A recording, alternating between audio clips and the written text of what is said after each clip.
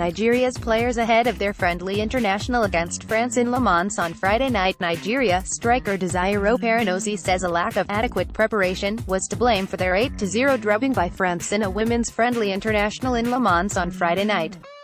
Valérie Gauvin's hat-trick plus goals from Eugénie Le Sommer, Gaetane Thiney, Aminata Diallo, Marie-Charlotte Léger and Faith Ikidi's own goal resulted in Nigeria equaling their record defeats against Norway 1995 and Germany 2010. It was a blow for Thomas Denerby in his first real test as Nigeria coach.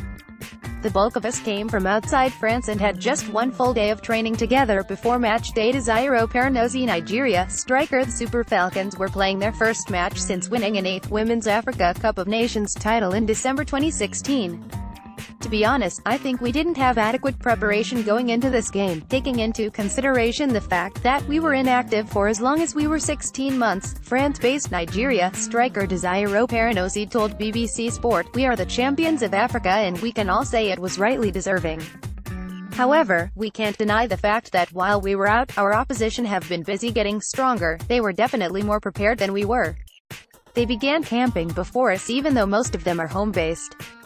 The bulk of us came from outside France and had just one full day of training together before match day. I admit it might not be a good enough reason for the scoreline, but France were bound to put in a better showing than us, Oparanozie added.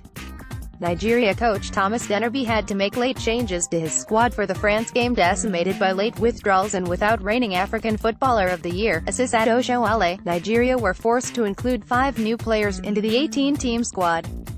The French side, who beat the Black Queens of Ghana by the same scoreline last October, dominated play to prove that continental giants Nigeria are still way behind Europe's best. Despite the result, Oparanozie insisted there are some positives to take from their time in France. It's been good here and I also have to note the introduction of some new young players into the squad for the very first time, said Oparanozie of their training camp.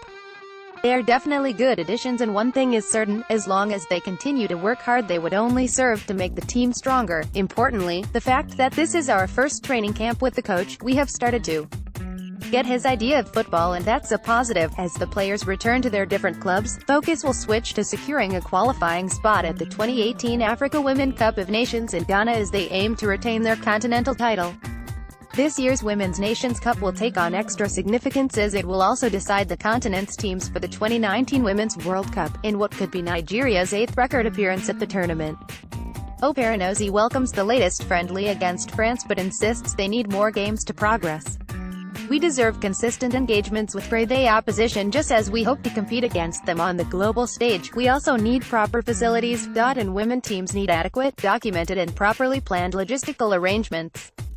Preferably before tournaments, camping to ensure seamless experiences. Nigeria are the only African team to have played in all of the Women's World Cup tournaments since 1991. They have failed to translate their continental dominance on the world stage, their best performance coming in USA in 1999 when they reached the quarterfinals.